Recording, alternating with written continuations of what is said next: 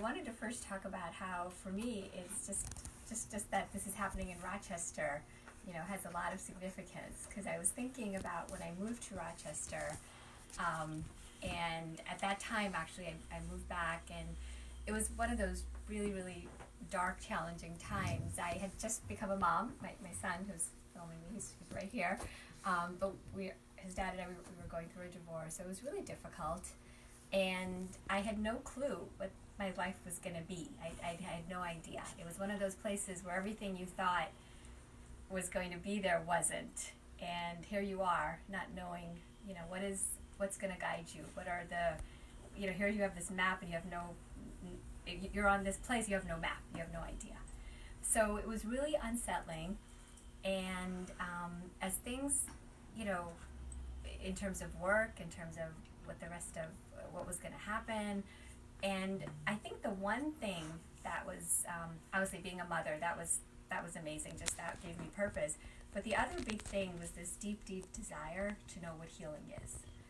And in a sense, Rochester was the perfect place. And because I was in this situation of being a single mom, it was very, where I could work, how much I could work. There was all these parameters. So I actually ended up having to open up a practice because that's the only way I could have the flexibility.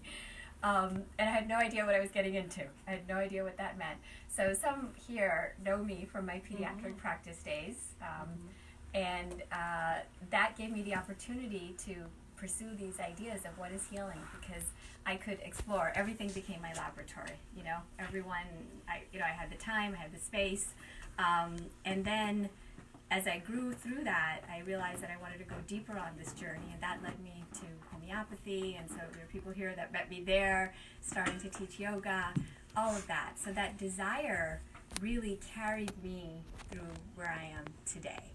And I can't emphasize how important desire is in healing, So this book is about many things. It's my journey from medicine to miracles. It's also my parents' dream for me and what they thought a doctor is in the traditional mold, and what I ended up needing to find for myself by pushing these boundaries. Seema means boundary, actually. So they named me really well, probably not realizing what I was going to be doing. And then also, it's about the power of our mind, the power of desire, the power of more than just positive thinking, but having a real desire to know oneself, to understand oneself at deeper and deeper levels. So today, what I wanted to talk about is miracles. Now, in my medical school training, I learned about a lot of things, but I didn't really learn about miracles. So recently, this book came out by a Harvard-trained psychiatrist who also has a Master of Divinity, so like a theological background, and he's written this book called Cured, and it's about spontaneous remissions. So that was the word we gave to those things. When someone got better and we had no idea that they would get better, we would call them spontaneous remissions. And that's a very fancy name, right? But basically it's saying there was a miracle. Something happened that defied the laws of our understanding. And I would be one that would be like, let's study that more. Like that's what we should be studying, those that are healing. But unfortunately, the way medicine was structured then, it was more about what was going wrong. About disease, about people not doing well and how to make them better. And we weren't paying that much attention to things like placebo. And now we are. So my journey is all through that. And then coming to my own experience when I face chronic pain. And I think to really understand healing, sometimes it's almost a rite of passage, that you sometimes need to go through that and yourself become a patient, and then you can really understand what it is to be on that side. The suffering, the loss of, I don't know how this is going to work, the fear, not knowing, can I take care of my son? How will this all come together? All of these things that anyone who's faced any kind of mental, emotional, physical health experience goes through. So I want to read a little bit from one of the chapters, and then I'd like to really just open it up, because I'm really eager to hear, for those of you that probably have started reading the book or have questions, I really want to make it very interactive. Okay. So So this is chapter 13, a different way to understand miracles. Miracles occur naturally as expressions of love. The real miracle is the love that inspires them. In this sense, everything that comes from love is a miracle. In the 1991 movie, The Doctor, William Hurt portrays an aloof, arrogant, and self-absorbed surgeon who undergoes a radical transformation in his approach to patients because of his own diagnosis of cancer. In facing his own vulnerability and possible mortality, Hurt's character realizes that healing is much more than being skillful with a scalpel in the operating room. Sometimes as physicians, we need to become patients before we can practice healing that encompasses the heart along with the head. For me, my own illness radically shifted my practice of medicine and my overall approach to healing. The basic tool I offer is not any therapy, conventional or complementary, but rather a state of mind, namely miracle-mindedness, in which we accept miracles as an ordinary part of life that can support us with whatever challenge we are facing. I strongly believe miracle-mindedness is the key to healing. This state of mind is much deeper and broader than just positive thinking. Being miracle-minded means that although we understand we are worthy of miracles, we are never in charge of them. A gardener plants seeds and nurtures the soil with water, fertilizer, sunshine, and love, yet she cannot force a flower to bloom. Likewise, we too cannot make miracles happen. Positive thinking often presumes to know the best outcome in any given situation, yet in miracle-mindedness there is great humility. Often we don't know the best possible outcome for our highest good or that of another. This leads to a state of being open, of being willing to learn and be taught by our inner teacher. Sometimes with positive thinking, we feel like we're constantly going uphill. It seems to be a real chore to stay positive all the time. Yet in miracle-mindedness, we have come to a place of trust and surrender, so there is great peace. We understand that the miracle is not something to be chased outside of us, to happen in some future point in time. Rather, the miracle is the state of peace, love, and joy to be accepted within us right now, where we are, exactly as we are, warts and all. Miracle-mindedness never denies the emotions that may come up along our path. We accept sadness, fear, anger, or any other upset we are feeling from moment to moment, day to day. Yet we are clear that we are always pointed true north. Our guiding star is peace of mind, and we want this above all else. Positive thinking can be a step towards miracle-mindedness that brings us to inner peace. A Course in Miracles teaches that healing is the acceptance of inner peace. Peace is our rest. Peace is our strength. Peace offers us the ability to tune in to our inner wisdom. So we make choices that are in alignment with our highest good and the good of others. The Merriam-Webster Online Dictionary defines miracle as an extraordinary event manifesting divine intervention in human affairs. The online Oxford dictionaries define miracle as a welcome event that is not explicable by natural or scientific laws and is therefore attributed to a divine agency. Before I began to study the Course, miracles were something rare, like a miraculous healing from cancer or winning the New York City lottery. After studying the Course, gradually I began to see that if we think of a miracle as a change of the external screen of our life and begin to focus on that, we lose the key to the Course and its profound message. Miracles occur naturally as an expression of love. The real miracle is the love that inspires them. In this sense, everything that comes from love is a miracle. If I were to summarize my experience of healing from chronic pain, I would express it this way. While on the outer plane, I found myself negotiating an often confusing and disorienting maze of doctors, hospitals, surgeons, and medications, On the inner plane, I was releasing fear and opening to love and inner peace. I believe this deep inner shift was reflected in a healing of physical symptoms as well. Because my experience spans several years, it is helpful to see that healing can be gradual. If it is not instantaneous, nothing is wrong. We are all opening to healing at the pace that works best for us. It seems that my mind was super trained and vested in the world of medicine and the medical model, which is fear-based. I just needed more time to be ready and willing to release the fear and guilt and accept the miracle, which is simply a shift in perception from fear to love. In the earlier chapters, we have explored examples of healing from seemingly serious medical diagnosis. Is the miracle then the healing of the body? And does healing from cancer constitute a big miracle, yet healing from a cold is a small-scale miracle? This is what I first thought before I began to study the course, and even for some time after completing the workbook lessons. I was focused on doing and becoming and having, so even miracles were something to be achieved in the external world. And yes, to heal from cancer or a stroke did seem to be more important than any other. Yet as I went deeper, I realized this was not true. Often I didn't appreciate the many so-called miracles that came my way. There is no order of difficulty in miracles. One is not harder or bigger than another.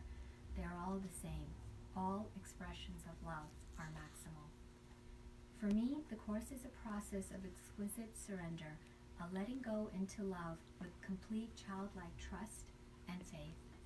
It is not a manifesto of creating my reality, but more of an invitation to accept my true reality and that of my brothers and sisters as the divine created us, complete, perfect, innocent, and wholly loving and lovable. This seems very simple. Let go and let God is a phrase we often hear from well-meaning friends.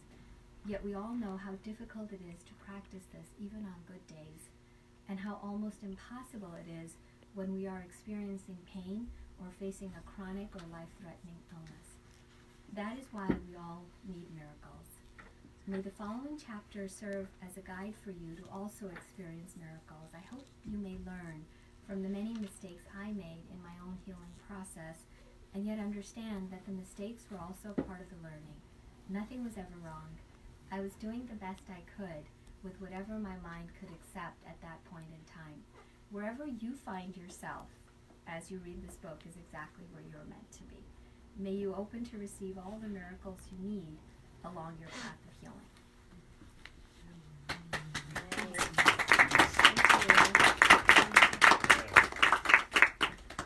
So my desire to write this book was, when I was going through that experience, it was very confusing to negotiate all the outer stuff and pay attention to the inner. It was just too much to do. And when you're in pain, when you're in suffering, your attention span is not the best, you know? So I felt like I was going to so many places, and I was very lucky. Dr. Newman was my doctor during that time. I was lucky to have support. Julia Stein, she's a friend, you know, fellow colleague. So many were here to support me, and that was a blessing. And my desire when I came out of it is I wanted someone to be able to pick this up and find the gist of all of it in one place, so that it could inspire them that no matter where they are, they don't have to abandon anything. It's not like saying, you know, Western medicine is bad, surgery is bad, so you have to do alternatives. Or alternatives are bad, and you have to do Western. It's not that. It's the state of mind that is open and accepting of what is before me and how it can be helpful. So that was my desire, to talk about it more than just saying, oh, you're under a lot of stress, so that's what's causing it. Or, you know, you got to believe more, you're not believing enough, or you're not eating right, or you're not doing that right, or it's too much. When someone's already suffering, that's not very helpful, because they're already feeling overwhelmed by whatever it is they're facing. So by adding more, you know, you're not doing it right, or it's not helpful. So for me, that state of mind, I mean, that's what I was searching for, because I would look at everything around me and I studied, trained in medicine, did pediatric residency, did some time in infectious diseases, then went on to do more like an integrative pediatric, psychosocial factors, then looking at Ayurvedic medicine, yoga, homeopathy, and then having friends and colleagues. Some were working here, Reiki, chiropractic, all of that. And I was like, what is the common denominator? What is the common thing? And for me, it really came to the state of mind. So people could get better with all sorts of therapies. So if someone says, well, this is better, and that's not better, and that's not, I'm like, okay, that's your belief. That's your experience. So why wouldn't you say that? If it's worked for you and it's working, keep going, keep doing it. But that state of mind, what does that mean? How can we be in that state of mind? So my desire to write this book was make it so that it's simple, it's easy, it's something that, so I've shared my story. I've shared lots of stories of healing, what people would call spontaneous remission, where people healed from things like cancer. There's a story of my friend Patty, experience with my dad, where he went through a very difficult phase, that healing is possible. Healing is possible, and that common thing is that openness, the willingness, the desire. I want to see this differently. And that's really the essence of placebo. Placebo is, if we have belief in it, it will work for us. If we don't have belief in it, it won't work for us. If we have what's called nocebo, that it could harm us, it could harm us. It could harm us. So that's what I'm feeling inspired to share. So thank you again for just being here. I mean, like, my heart is just so much just gratitude for everyone here. Thank you. Thank you. Nice to see you here. Good to see you. Yeah. Good to see you with a new book. Congrats, that's your dream. That's my dream, yes. Yeah. So he's leaving for college. This is my new baby. Congratulations to that as well. Thank you. Thank you, Janice. Thank you. Can I ask you a question? Absolutely, please. Oh, I'm going to be challenging. No, for sure. So, in my mind, I kind of like always live in two worlds. In the world of, conventional medicines that I practice every day, and I completely agree 100% that healing intent of what you're talking about, that's one of the most important things for any practitioner, whether we want to acknowledge it or not. Some people think that they get like guidance from their sources, but you're still a vehicle for that guidance, whichever way you want to phrase it. But the big thing is, we know that there are, whether you want to call it miracles, or spontaneous remissions, or improvements, or healing, whichever you want to call it. But the question is, those very, very significant things, not just the cold gets better or whatever, somebody takes medication and something, strep throat gets better or whatnot, but healings that are truly considered miraculous in anybody's eyes, and that they are a product of unexplainable sources. If we do study them more, Yes. what in our collective Awareness. strength can help them to become more, to put normal language in it, like medical language in it, more statistically significant.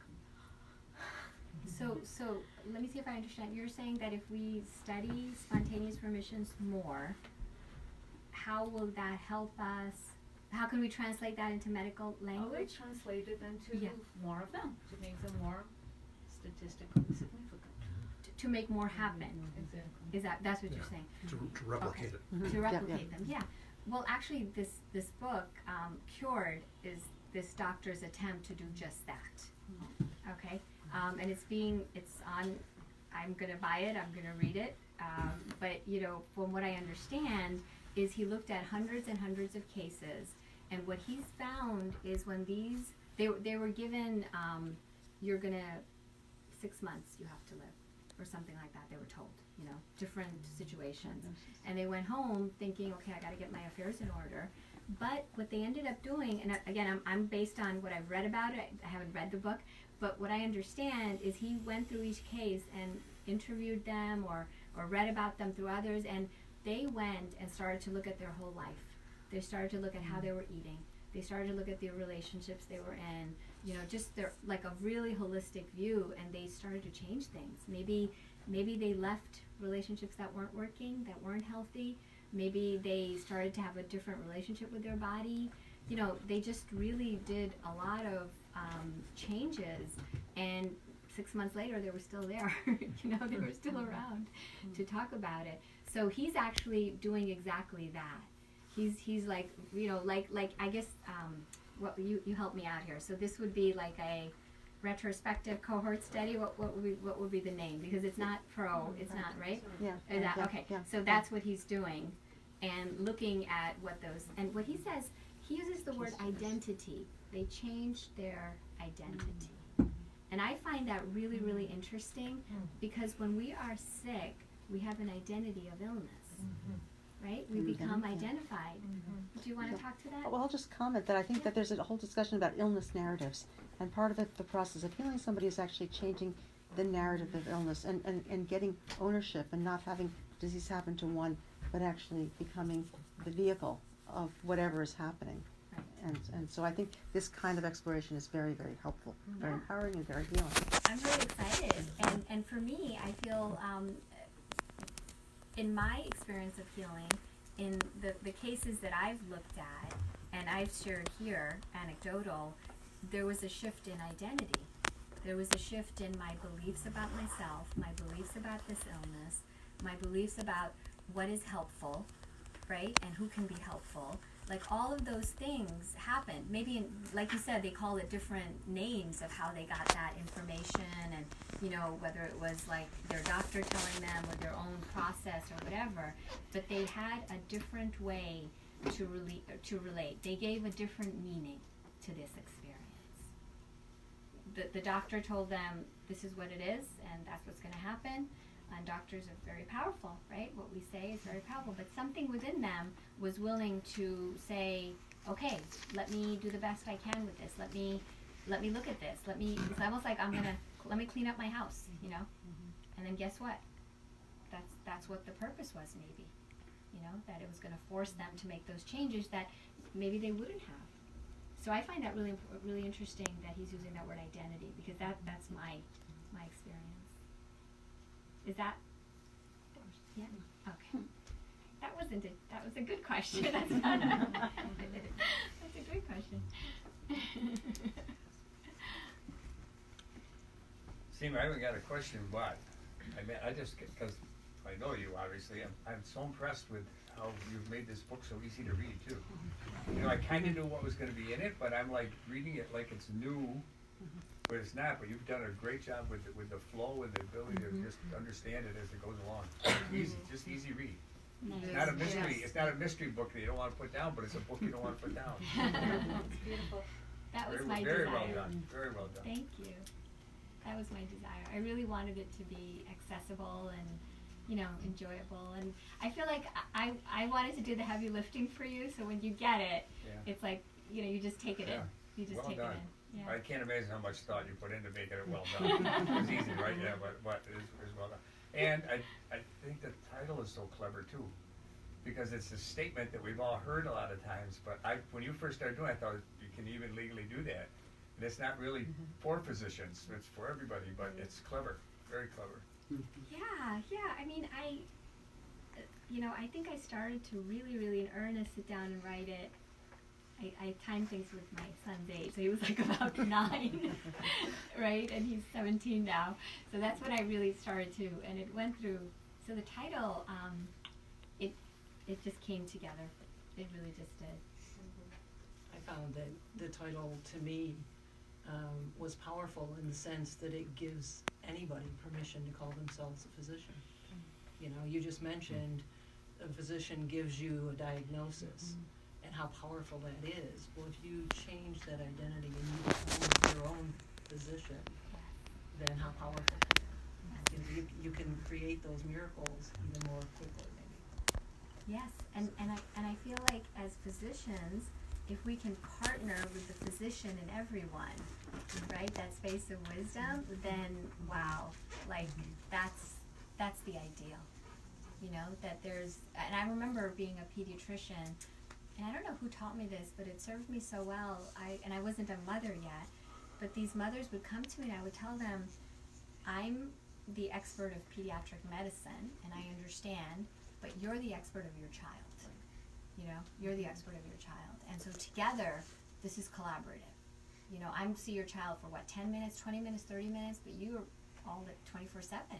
So together, you know, and I think that was like one step for me. I wasn't thinking about it then, but I was moving in the direction, because if you don't inform, empower, then all the problems we say medicine is suffering from, well, you know, it's because of that, because that idea of how can I trust myself? How can I trust myself and then report and then get the help I need, but then if it doesn't sit right with me, how can I advocate and say, well, no, that doesn't feel comfortable?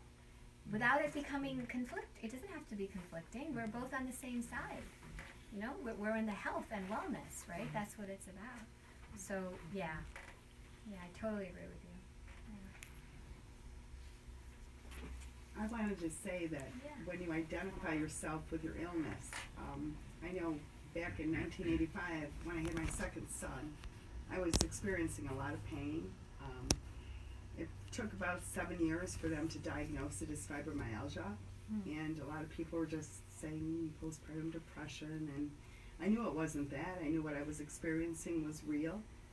At that time, it wasn't even considered to be real. Maybe something all in your head, but I do know that between the medications that I was prescribed that would help with pain, they did help with pain, but they were also antidepressants, which kind of felt like it changed a little bit of who I was. And it didn't sit well with me, as you just said. And I wish back then I would have questioned more, instead of going along and not even knowing that there were options. Yeah. So I'm now in, 30 years later or so, and the Heal Thyself and the work that you and I have done a little bit, and just me being more open.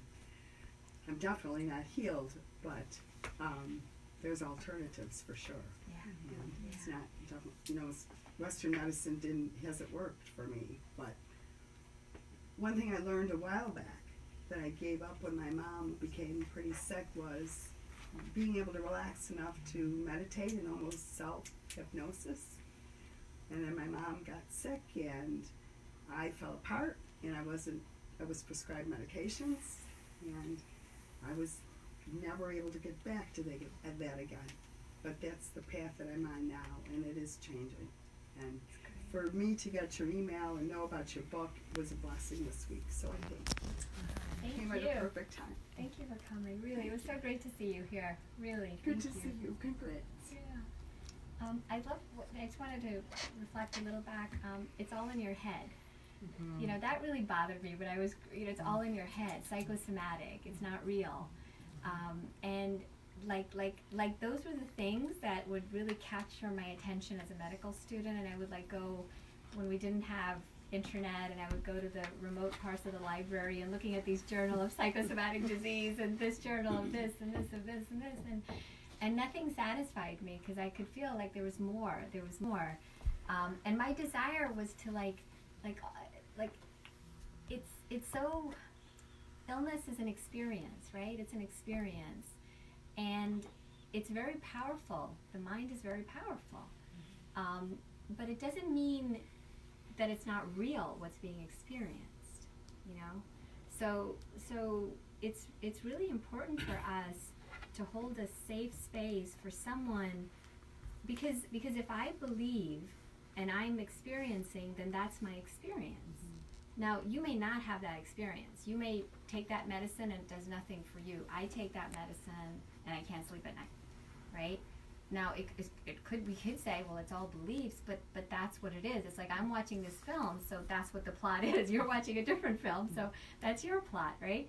So I think as doctors, we have to do a lot more work to really listen. We really need to listen, and we need to be willing to be okay, and that goes on both sides, that we don't know something and we don't understand.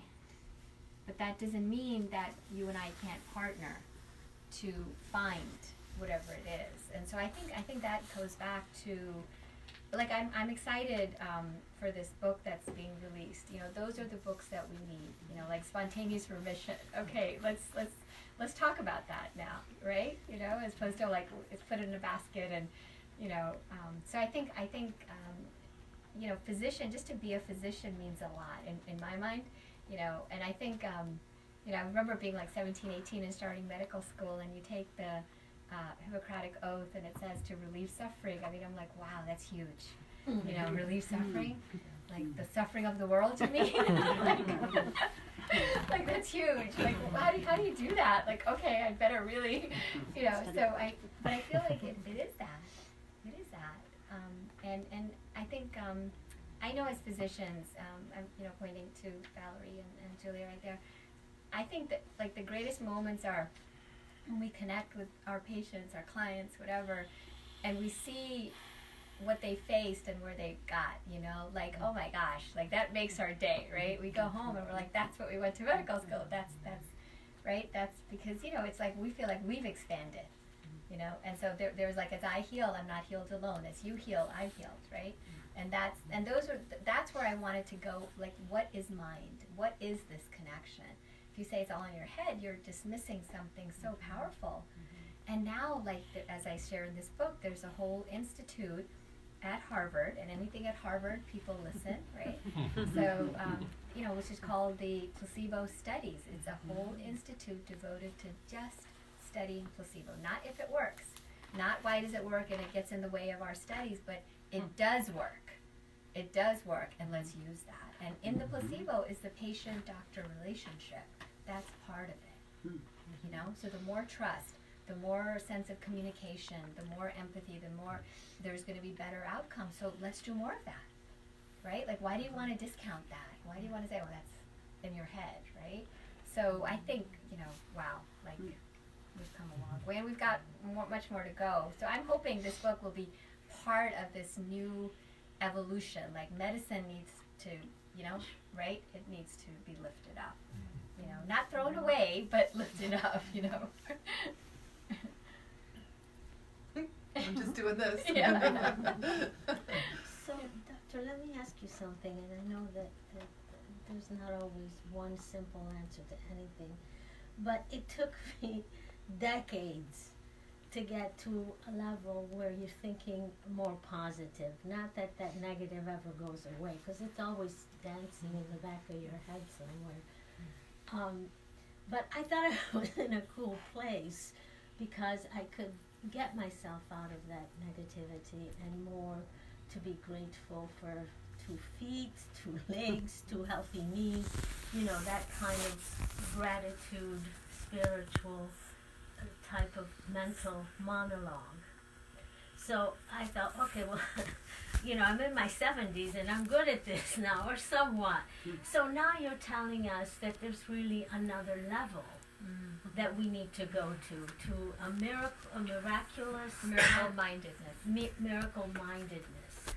So could you tell me a little bit how to get there? Or A second left down the street.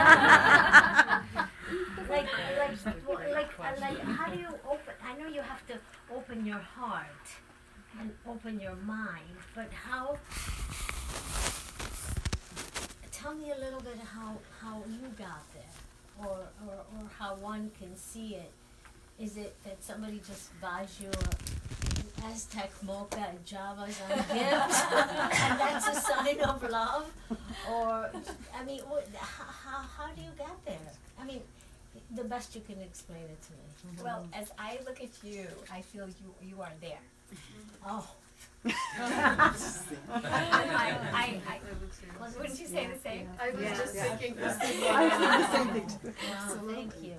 I say you are there. Well, thank you. Because Wow, what a gift. it's not, that's what I was saying, positive thinking is like, I see it like an account ledger, how many positive thoughts, how many negative thoughts, you know, like, Yeah, I was here today. Miracle-mindedness is a full acceptance. It's a full acceptance of what we say is the shadow and the light, and just knowing that where you are is we're each a miracle. We each are a miracle. Just in all of our everything, and that self-acceptance itself brings us peace. And in that peace, we can hold space for someone else when they're having some challenge, you know? So I feel you are. Thank you very much. But it's always an ongoing progress, or it's a progressional, isn't it, Doctor? You just have to stay on that path, on a more gratitude, more open heart, less judgment. Right. So it's a daily mantra. Yeah, it's a daily renewal. Yeah. I say it's like a garden. You pretty much have to take care of a garden on a regular basis, right? You can't say, I'll just garden when I feel like it. Yeah. Right? It requires care. It requires attention. And yet, miracle-mindedness, it's what we want. It's our desire. You know, the deepest core desire, like they have this idea, we're wired for bliss, like in a sense, that relaxation, as a child, as a young, that sense of just, you're twirling and it's just so fun to do that, you're just in that space. That's our innate. So in that miracle, we're really joining with what is innate. So in a sense, it's like you're falling off a bike, but then when you get back on again, it just feels really good, you know? Yeah. So it's in the groove. Yeah. So it's not like something foreign. Right? It's yeah. not. So there is that work, but then when you're in it, you're like, that's the flow. You could use the word flow. So it's almost a sacred state too, isn't it? Like it's really how we were meant to live. But then it's all polluted. It isn't just air pollution. It's psychological pollution, physical pollution. It's just, and it's coming at us so fast. So I feel that it's a beautiful question, and my son is an environmental activist, and so we have these conversations all the time. He's probably sick of hearing this, but I'm probably going to say it again. But I feel that each one of us being kind to ourselves, first of all, just to ourselves, and accepting of ourselves. If we all did that, like if we all just did that, imagine, right? Imagine. So I feel like what we're seeing outside is this call for love of all of these places within our own mind, that are asking from. That's why miracle-mindedness is different than positive thinking, because positive and negative are, one is good, one is bad. Miracle-mindedness is like, let's accept the whole, and let's bring the whole into light, and let's all of us together, in our own way, little by little, first for ourselves and then for others around us. Thank you. Sure, thank you. Thank you. So inspiring to see you. Thank you. Thank you. And your positivity is glowing, actually. It's the hat. It does it every time.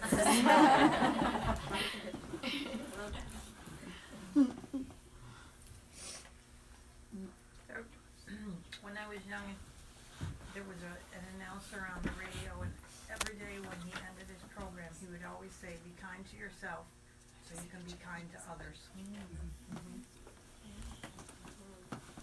it just always stuck in my brain. Yeah, simple and true and practical and profound, right?